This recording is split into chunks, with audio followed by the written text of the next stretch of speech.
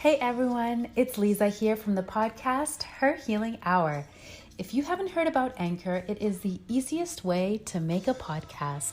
Let me explain. Number one, it's free. Number two, there are creation tools that allow you to record and edit your podcast right from your mobile phone or your computer. Number three, Anchor will distribute your podcast for you so it can be heard on Spotify, Apple Podcast, and many more. Number four, you can make money from your podcast with no minimum listenership. Number five, it's everything you need to make a podcast in one place. Download the Anchor free app right now or go to anchor.fm to get started. Bye.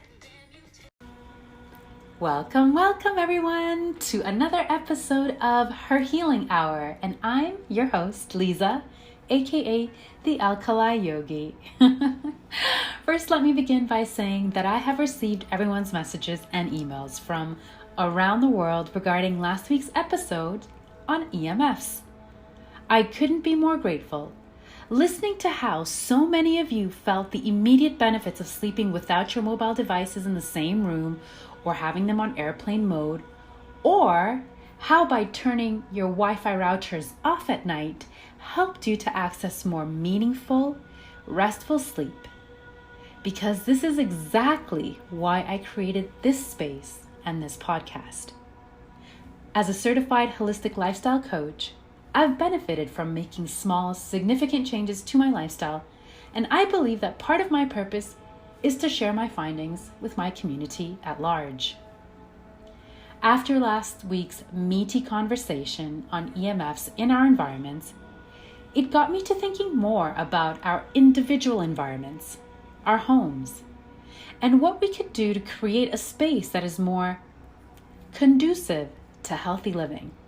So, the topic of discussion today centers around household cleaning products and why you may want to consider spending your green dollars on green products. I'll argue what you use in your home ends up in your body by way of your mouth, your nose, your eyes, and of course through the largest organ of all, your skin. In other words, what's in your home ultimately ends up in your body.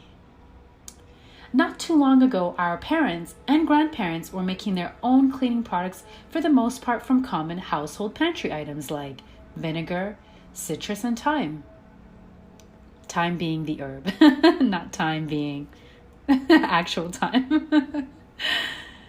Eventually, as the households moved more towards a two-income model, and with women now entering the workforce, homemade cleaning products were replaced with store-bought cleaning products. The convenience of conventional and mass-produced cleaning products certainly afforded consumers the luxury of grab and go. But what else are we getting for our money? In an article that I came across in the Huffington Post titled, "7 Ways Your House is Making You Sick" from April 2014, it stated, "The use of conventional cleaning products contributes to higher pollution indoors than outdoors. Volatile organic compounds known as VOCs, which have been associated with a host of health problems like damage to the liver, damage to the kidneys, and damage to the central nervous system, are released when products are used and stored. They can also linger in the air long after use. Those products that you've been buying for many years now may cause eye irritation, headaches, breathing problems, and at worst can be carcinogenic. On top of that, many people clean with them, but they don't take the precautions against their harmful effects. When you clean with chemical-laden cleaners, you should be wearing gloves, opening the windows, diluting the product, and using no more than what's recommended on the label. The Environmental Workgroup recommends that you avoid products with any of the following 7 compounds in them because they are known to be dangerous. Now, before I proceed to butcher these compounds, let me just state that they will be included in the show notes. So, compounds to avoid as per the Huffington Post. 2-butoxenethyl, aliphenyl extholytes, dye, as in D-I, D-Y-E, so like color, dye. Ethmelamines, fragrance, pine or citrus oil, which with smoggy air can turn into formaldehyde. And lastly, quaternary ammonium compounds. According to the Huffington Post, a safer solution would be to mix vinegar and water to clean glass, use of baking soda as an abrasive scrubbing product, and soap and water for many other household chores. But I found much more. According to thespruce.com, small children and pets are especially vulnerable to higher exposure levels of toxic cleaning products because of their size. Plus, household cleaning supplies are one of the top 5 substance classes, accounting for calls to the National Poison Control Center, according to its 2010 annual report. So if you're not sold on green products, at the very least, wear gloves. And at the very least, crack open a window. At the very least, dilute the product. And finally, at the very least, use no more than recommended. The article on thespruce.com continues to say, feel better with green cleaning products, literally. Unlike conventional cleaning products, you'll know that what you're using won't harm you, your family, or your pets. And symptoms such as coughing, sneezing, skin rashes, headaches, and more may mysteriously disappear once you stop using toxic cleaning chemicals. Considering many of the hazardous chemicals in conventional products are often carcinogens, neurotoxins, mutagens, teratogens, or endocrine disruptors, it is definitely worth ditching them in favor of naturally green cleaning products. And again, if you're not sold on going green here, please just store these items safely away from your children and your pets. Now, for those of you that are entertaining making the old switcheroo to green products, I commend you. I know it can be challenging to make change, and more so now than ever because we find ourselves very isolated and polarized. Before I go any further, I'm going to take a small little detour. I wouldn't be Lisa if I didn't. So I just want to say that generally speaking, I feel like we've become very comfortable in buying whatever is sold to us. No questions asked, like, do we need it? Is it essential? Is it safe? What will the consequences be on us and nature after use? The reason I say this is because there are so many useless and harmful products on shelves that we purchase in abundance. We've made corporations and their shareholders very wealthy buying products that are not needed. Air fresheners, for example, extremely toxic, bad for the environment, bad for your lungs. Dryer sheets emit tons of chemicals into the home whilst in the dryer, and they add an additional layer of toxicity to your clothing. Sports drinks, they do the exact opposite of what they promise. Instead, to freshen the air in your home, could you not just open a window? Maybe diffuse some essential oils? Or how about baking a pie, making some homemade Indian masala chai. Try that for some beautiful fragrance and aroma in your home. And in lieu of dryer sheets, which are, like I said, also very useless, could you not just use a really good non-toxic laundry detergent and maybe consider air drying most of your clothing on a clothes horse? And the stuff that you know you won't like to put on a clothes horse, and I get it, like your jeans or maybe your socks and your towels, well, you could throw that into the dryer for a reduced amount of time now, because most of your stuff is drying on clothes horse. And what you'll find out is that they come out beautifully soft and smelling like whatever essential oil was in your natural and eco-friendly laundry detergent. Look at that. No dryer sheet needed. Try it for yourself. I've personally not used a dryer sheet in almost 2 decades. And I, like you, take pride in my garments. Finally, any respectable MD or holistic practitioners will tell you that the human body was designed to drink one beverage and one beverage only. And that is mineral-rich spring water.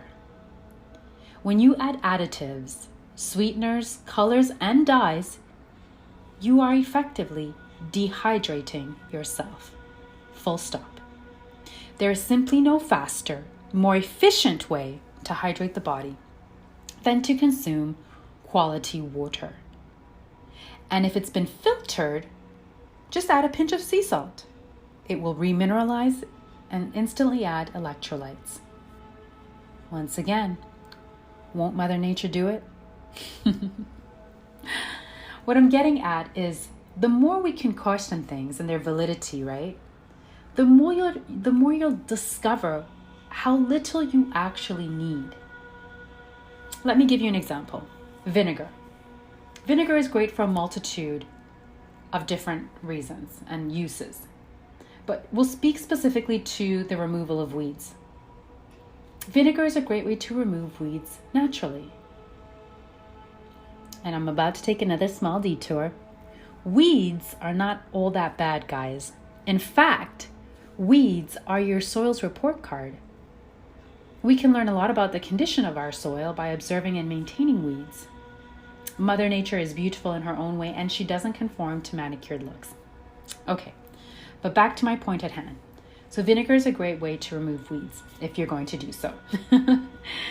And yet, when a corporation demands to be the monopoly in weed removal and creates a product that leads to cancer and negatively impacts the environment via chemtrails that's polluting the air, and the chemtrails that are polluting the soil, and also polluting the water through runoffs, why do we continue to support and create further demand for these products, or for this particular product? Is it because we've buried our heads in the sand, I wonder? Have we become sleepwalkers? Do we just take anything that's sold to us? And who is in charge of protecting us and nature from the harmful effects of these products in the marketplace?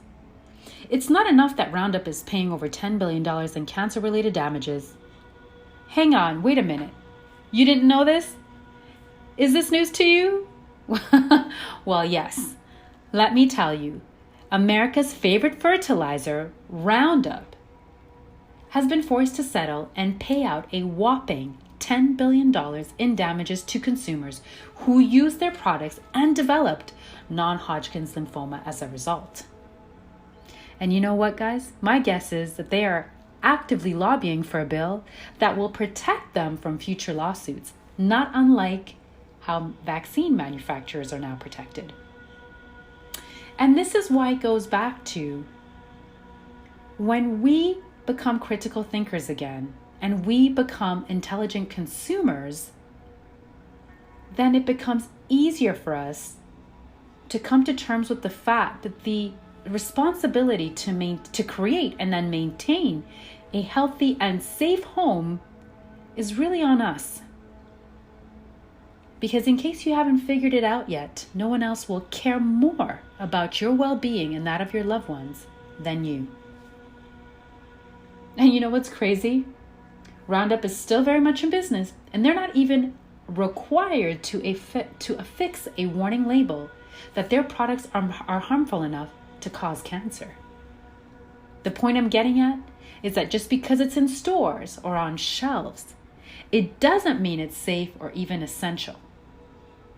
And if you'd like to read up more on this lawsuit and this historic win, if we can call cancer diagnosis and a payday a win for any consumer, then please refer to the New York Times article that was published on the 24th of June, 2020, titled Roundup Maker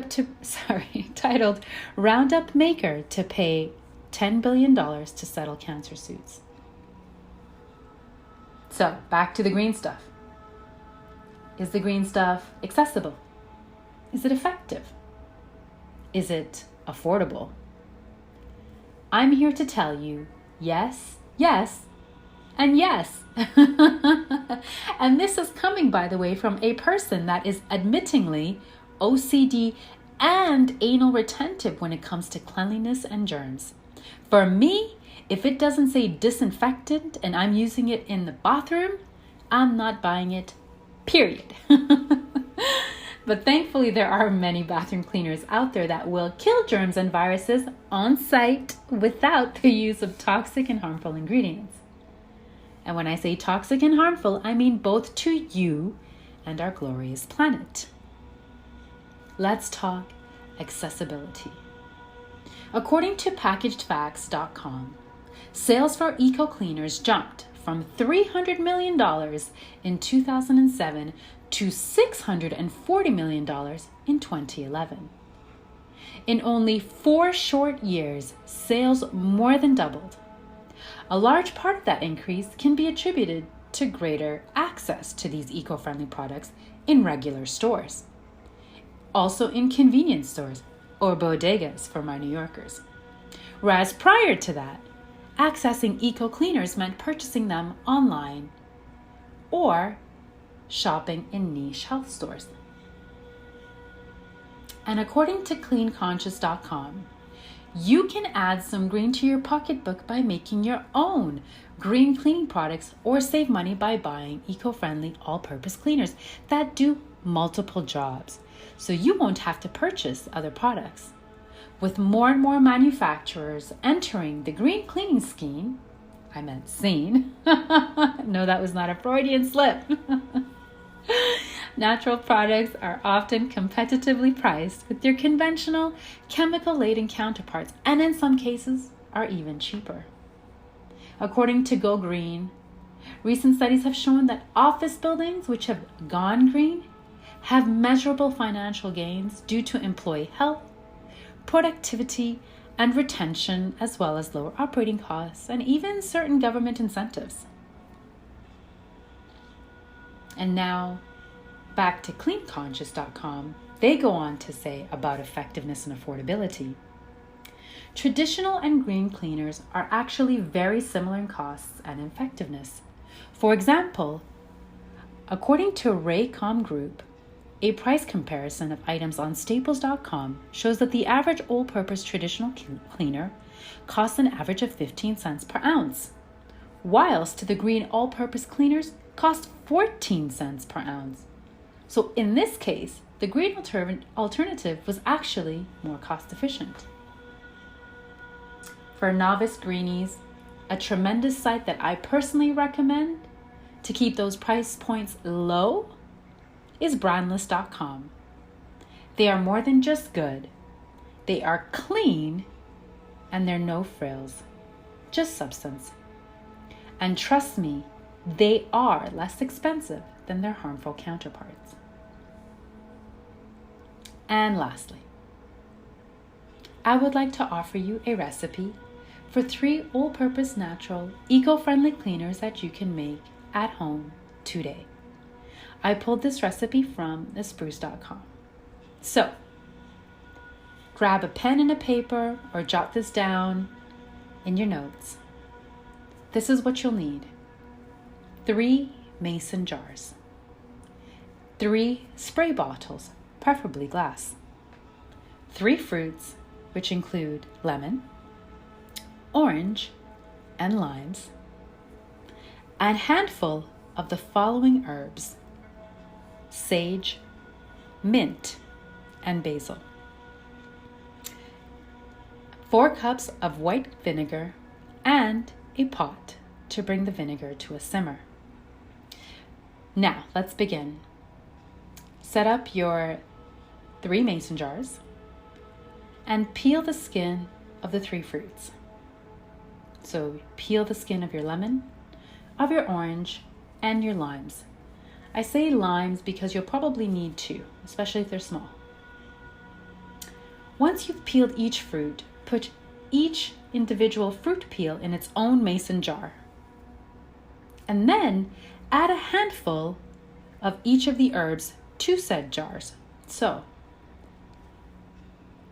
for the lemon jar, add a handful of sage. For the orange jar, add a handful of basil. And for the lime jar, add a handful of mint. And then pour a cup of that warm, gently simmered vinegar to each mason jar.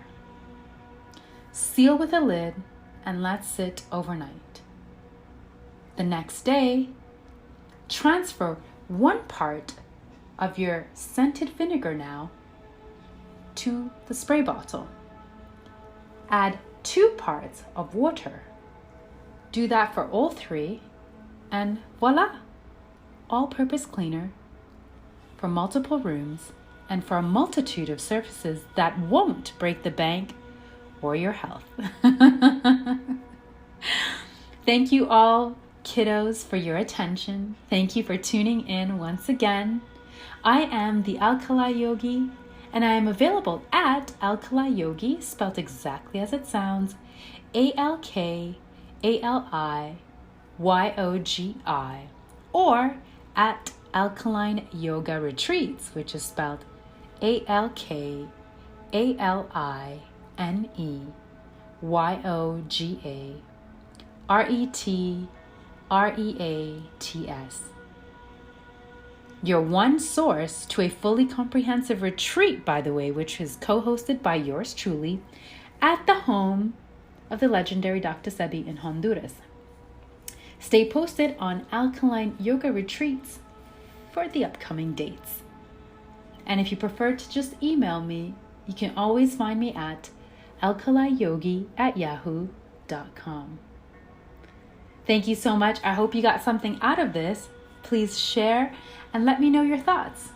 Until next week, please be well and stay well.